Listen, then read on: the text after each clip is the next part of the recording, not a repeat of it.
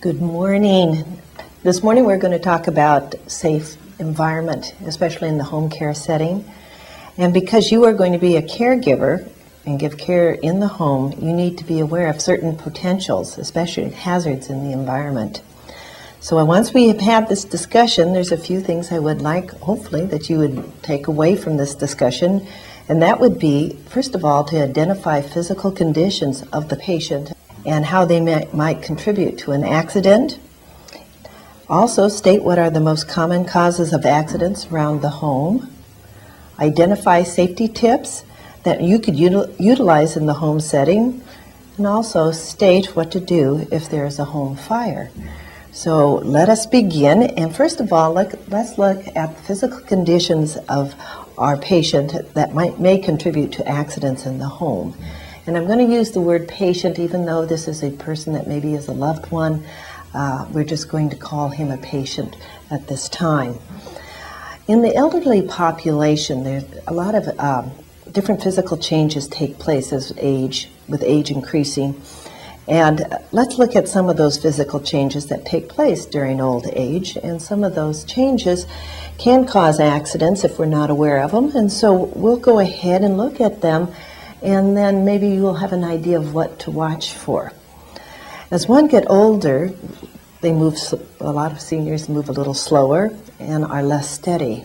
And balance may be a problem. So you're going to have to be aware of that and maybe prevent falls. Also, they lose their vision becomes less distinct, and they lose peripheral vision, which means they can't see anything on the sides. They can only see things straight ahead. So we want to make sure that we look at that and remember, where our furniture is placed and things like that. Hearing problems can exist. Also, the sense of smell diminishes.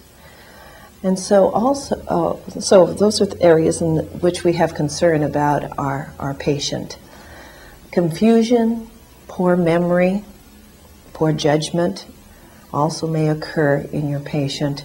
And so we need to be aware that maybe they don't have good judgment at the time. And so we want to be aware of that so we can do some interventions if that happens.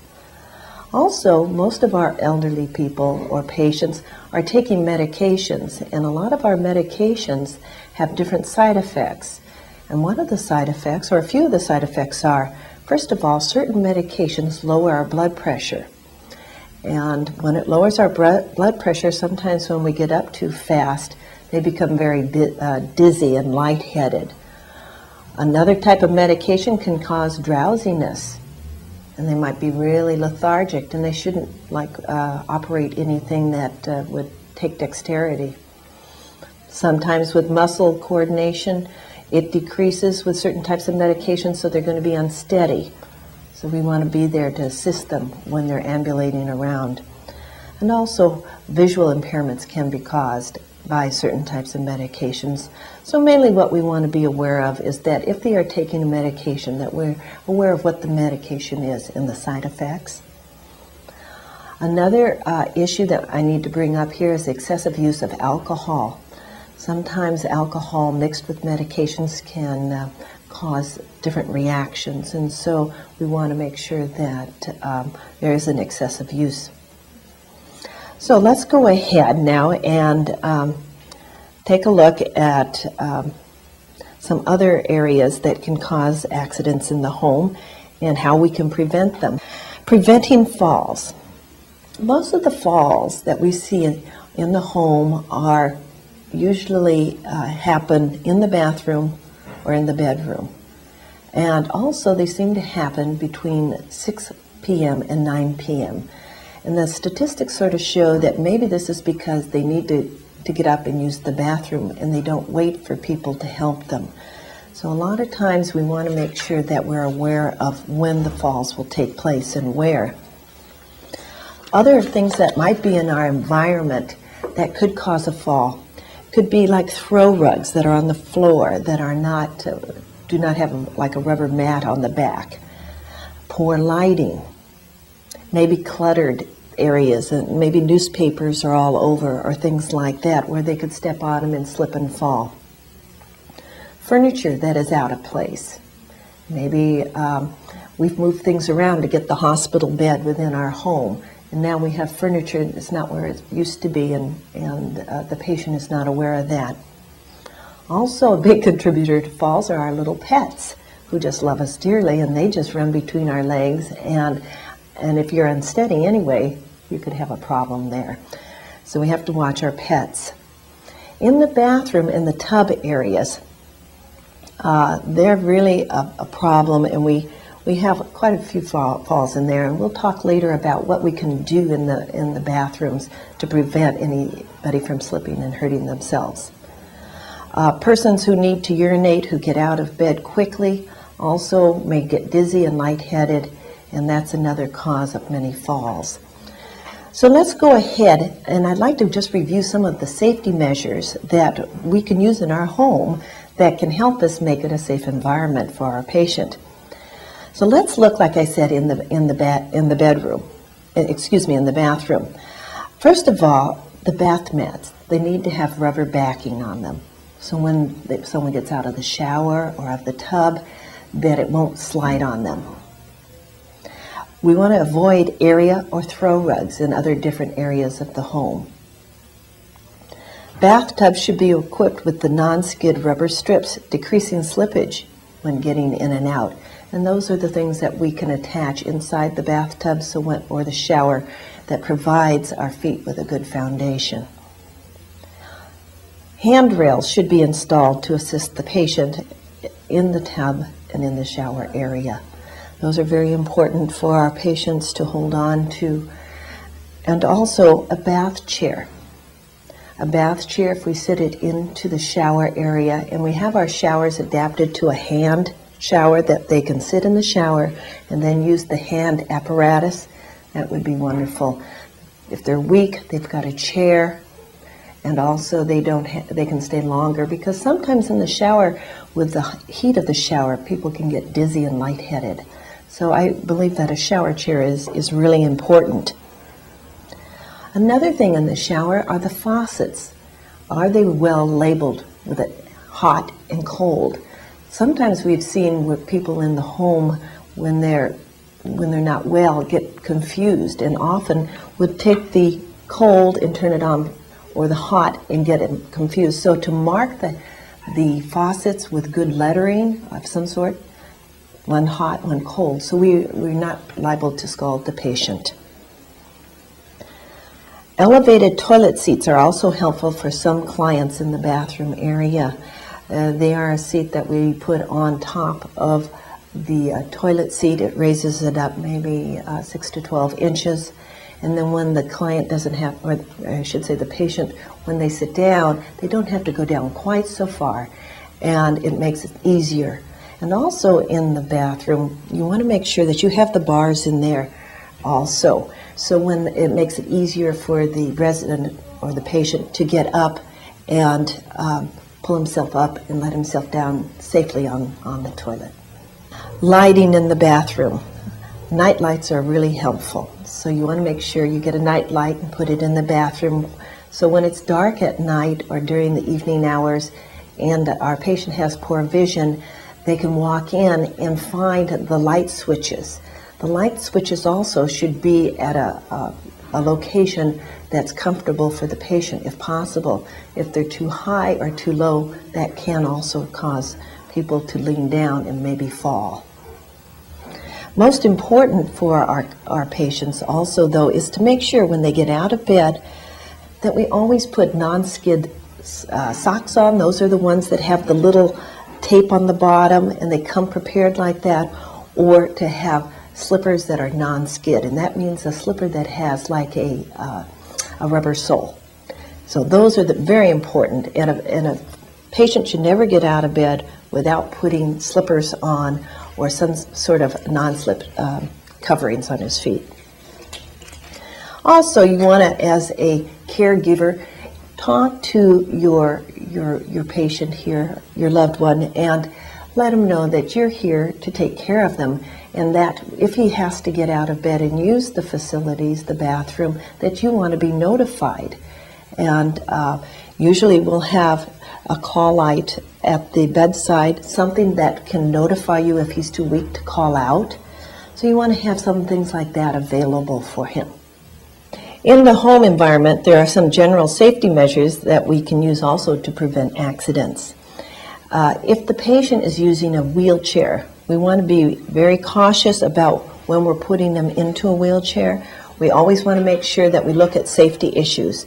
And those issues mainly are to make sure that the brakes on the wheelchair are secured prior to you, before putting your patient into the wheelchair. Also, we'll look at a little later, how do we put the patient in? How should they be seated in there so they're in what we call good alignment to prevent any other problems like pressure sores and things like that. If you're using a hospital bed, like we have in here today, we want to make sure that the bed is always in the low position. Usually if you have the hospital bed in your home, you want to raise the hospital bed into a high position when you're working on your patient and helping them turn or move and things like this, and maybe doing some care. However, it's very important for safety issues to lower the bed down into the lowest position. This way, if the patient did get out of bed and he was in a high position, he would take a very serious fall. So putting your bed in the low position is really very important. Okay, another thing that we want to do, if you have like stairs, we want to make sure that the stairs in the house are clear from any clutter also. Toys, clothing, things like that. When people are coming downstairs, especially when they're weak, there's a very big potential that they're going to fall and slip. Floors should be free from spills and also excessive materials like I've talked about on the floor. If, for instance, your patient spills his juice or the coffee or something like that, if it happens to go on a linoleum floor or a floor that's slippery and then they get up and it's not dried or washed properly, that can also be a safety issue. So make sure when a spill occurs, right away you go in and you clean that spill up. Floors also need to be free from any electrical cords or wires or things like that maybe we have cords running around to get our the television or the radio, or we might have an electric razor, something like that. If we have many cords, a lot of times the patient can get caught up in cords, especially when he's starting to walk, and if he has an assistive device like a walker. So you want to make sure there's no cords or anything like that next to the bed. We want to arrange the furniture for easy movement, especially if we have a wheelchair or we have a four-wheel walker, something like that.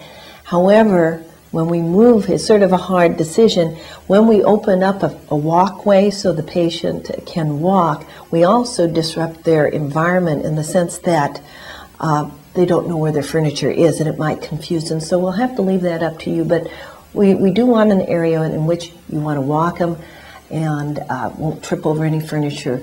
However, not to confuse the patient by rearranging the whole house.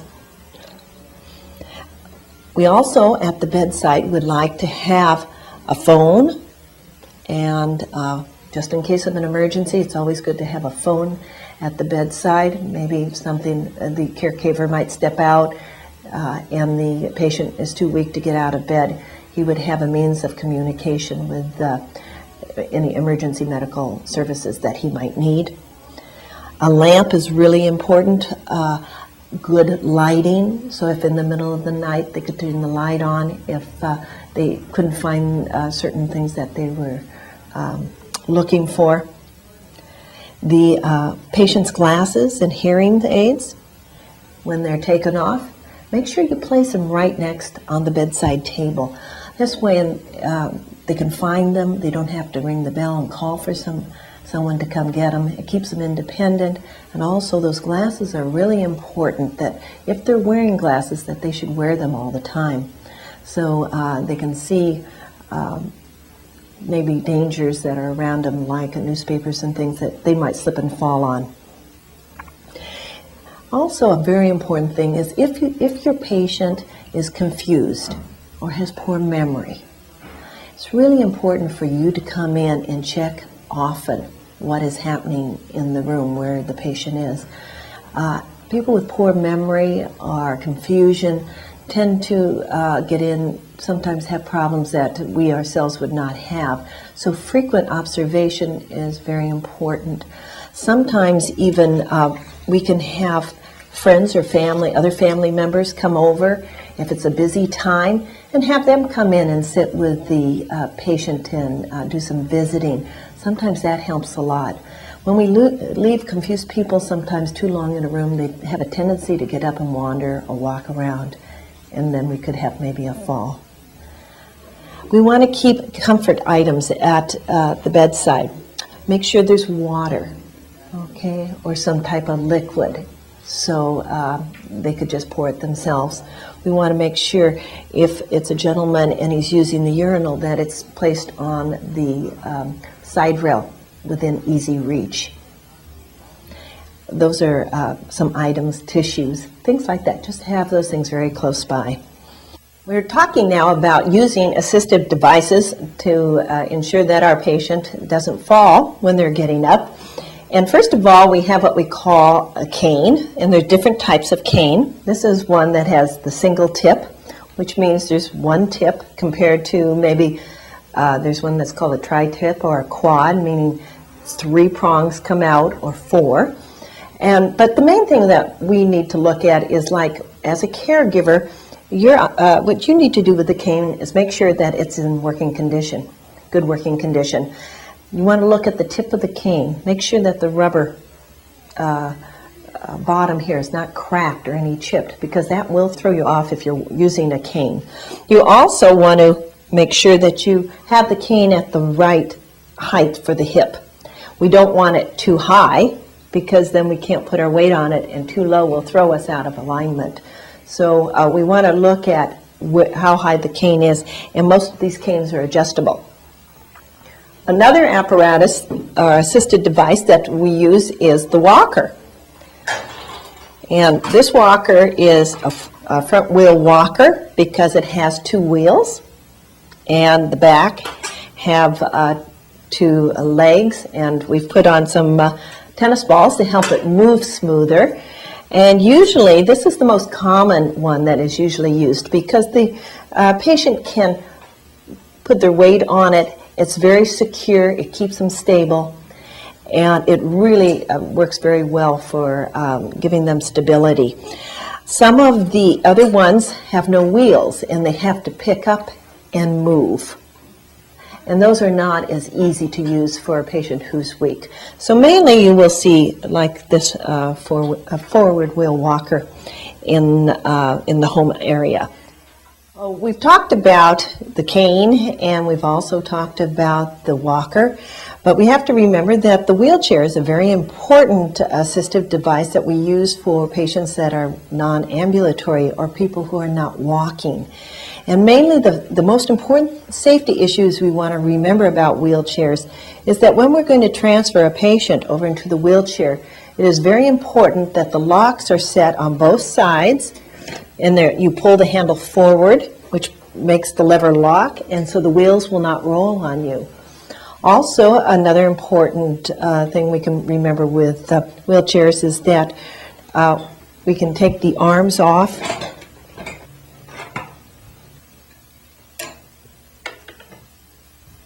When we put someone into a wheelchair, we have to remember that we need to move them at least every hour or 2 hours and reposition them. Otherwise, they can be in that same area, and because of their poor nutritional status